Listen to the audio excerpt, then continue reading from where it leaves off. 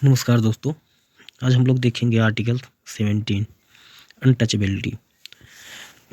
इसके पहले हम लोग ने आर्टिकल 14, 15, 16 और 19, ठीक है, हमें लग रहा है 4-5 आर्टिकल जो है हम लोग कवर कर चुके हैं और बहुत छोटे छोटे वीडियो में हम लोगों ने कवर किया है। आप लोग उसको जा कर के थोड़ा स्पीड कर करके, क्योंकि अभी स्लो पढ़ा रहे हैं, तो उसको थोड़ा सा 1.5 पे कर करके आप उसको 1-2 बार सुन लीजिए। बस सुन लीजिए, एग्जाम में काम हो जाएगा।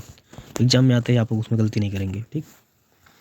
तो बाकी हम लोग आगे आर्टिकल 17 पढ़ेंगे और फिर इसके बाद 17-18 शायद आज कंप्लीट हो जाए। 18 फिर 19 हो गया है।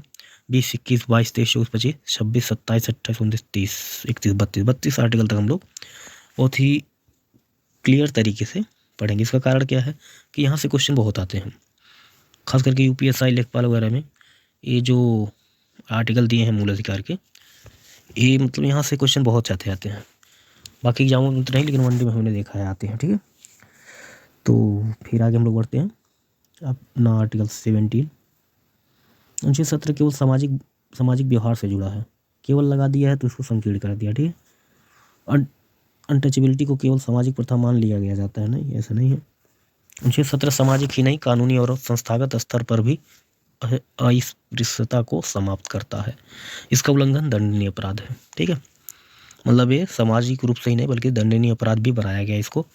इसका कारण है कि जिस लेवल पे भारत में अस्पृश्यता थी, ऊंचे जातियों द्वारा नीची जातियों का शोषण, वो इतनी आसानी से ख़त्म नहीं किया जा सकता था अगर राज्य इसमें इन्वॉल्व ना होता और इसे दंडनीय अपराध ना बनाया गया होता। तो आज भी इतना खतरनाक ये कानून लाने के बाद भी अभी भी बहुत सारे जगह पे ये अनटचेबिलिटी एक बड़ी समस्या बनी हुई है। आप देश के अलग अलग कोने में जाइए, खास करके ग्रामीण इलाकों में, तो ये बड़ी समस्या है, ठीक। फिर अगला हम लोग देखते हैं, अनुच्छेद 17 केवल नागरिकों पर लागू होता है, यहाँ भी इसको सीमित कर दिया है। अनुच्छेद 17 व्यक्ति और समाज दोनों पर लागू होता है, यह राज्य और निजी व्यक्तियों दोनों को बांधता है। अनुच्छेद 17 ऐसा नहीं है कि सिर्फ व्यक्ति भर को करता है, ठीक है, इस समाज पर भी लागू होता है। फॉर एग्जाम्पल आप समझिए कि कोई व्यक्ति, आप बैठे हैं जहाँ पे, उसी के बगल में आपका चेयर ला के बैठ जाए, आपको टच कर दे, और वो SC कास्ट का हो और आप जनरल के हों, तो आप उसको इस आधार पे नहीं उसको वहाँ से हटा सकते कि आप SC हो, यहाँ से जाओ, ठीक है, क्योंकि ये कानून इसको निषिद्ध करता है, ठीक है। कोई समाज भी ऐसा नहीं है कि कोई एक दलित समाज, मतलब कहीं स्वर्ण समाज है या जेंडर के लोग हैं तो वहाँ पे दलितों का आना मना है, ऐसा लिख दें या कुछ ऐसा कर दें। तो ये समाज दोनों तरह से यहाँ राज्य और निजी व्यक्तियों दोनों को बांधता है। चाहे आपका निजी ही कुछ है, जैसे होटल आपका निजी ही है, तो आप वहाँ ऐसा नहीं लगा सकते कि सिर्फ यहाँ भोजन जनरल कैटेगरी के लोग ही करेंगे, ऐसा नहीं है। इस तरह से भेदभाव अगर आप करते हैं तो आप कानून को तोड़ रहे हैं, इसलिए आपको जो भी इसके तरह प्रावधान होंगे आपको सजा दी जाएगी। ऐसा आप नहीं कर सकते, इस तरह भेदभाव नहीं कर सकते, क्योंकि देश की एकता और अखंडता के लिए बहुत ज़रूरी चीज़ है कि हर व्यक्ति बंधुत्व में बंध कर रहे, मतलब अपना एक साथ रहे, प्रेम भाव बना के रखे। फिर अगला, अस्पृश्यता की कोई संवैधानिक परिभाषा है। देखिए, संवैधानिक परिभाषा हो जाने का मतलब ये जाता है कि चीज़ें थोड़ी संकीर्ण हो जाती हैं।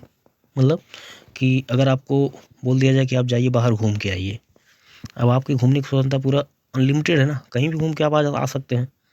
लेकिन अगर हम वहीं पे बोले कि आप जाइए और इस गाँव से बाहर नहीं जाना है, तो क्या हो गया, आपका क्षेत्र संकीर्ण हो गया, होगा कि नहीं हुआ। तो यही है, अस्पृश्यता को अगर परिभाषित किया जाता तो बहुत ही बड़ा विषय था। ये क्या होता, कुछ ही चीज़ों में बन जाता और इसका जो एक्सपेंडेशन है, जो इसका एक्सपेंस है, जो ज़्यादा होना चाहिए था, जो इसका क्षेत्र बड़ा अधिक होना चाहिए था, वो नहीं होता और ये छोटे ही क्षेत्र में सीमित कर रह जाता। इसलिए संविधान अस्पृश्यता को परिभाषित नहीं करता, इसे व्यापक सामाजिक बुराई मानकर पूरी तरह समाप्त किया गया है।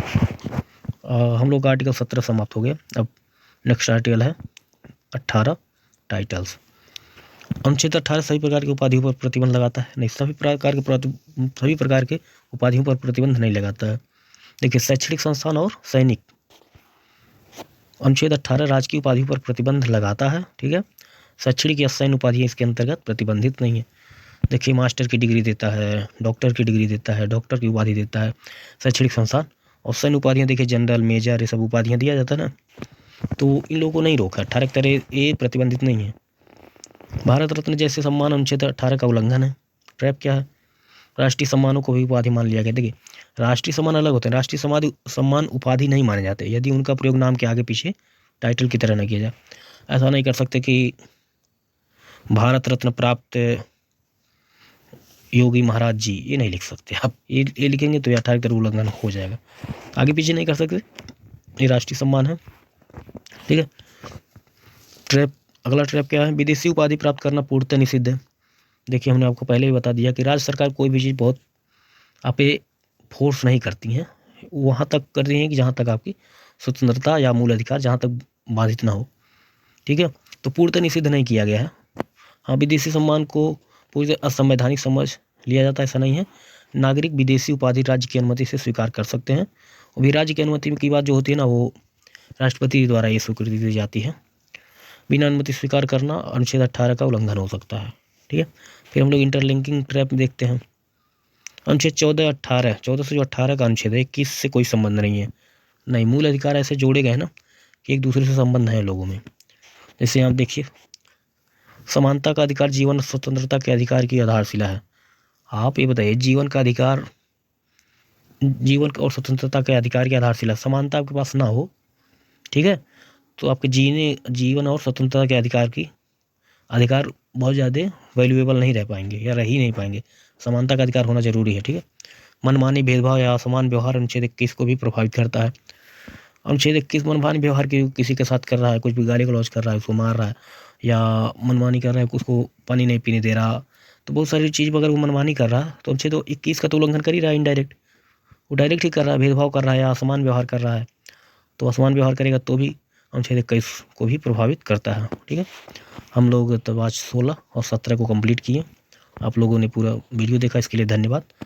अगर हमारा पढ़ाना आपको अच्छा लग रहा है या अभी कोई प्रॉब्लम आ रही है तो बेझिझक आप कमेंट बॉक्स में जाएं और बताएं। रिव्यू आपका मेरे लिए ज़्यादा महत्वपूर्ण है, क्योंकि अभी ये नया चैनल है और इसको प्रमोट भी करिए। शेयर, सब्सक्राइब, लाइक जो भी होता है, अच्छा लगे तो करिएगा। ठीक है। तो थैंक यू सो मच। जय हिंद।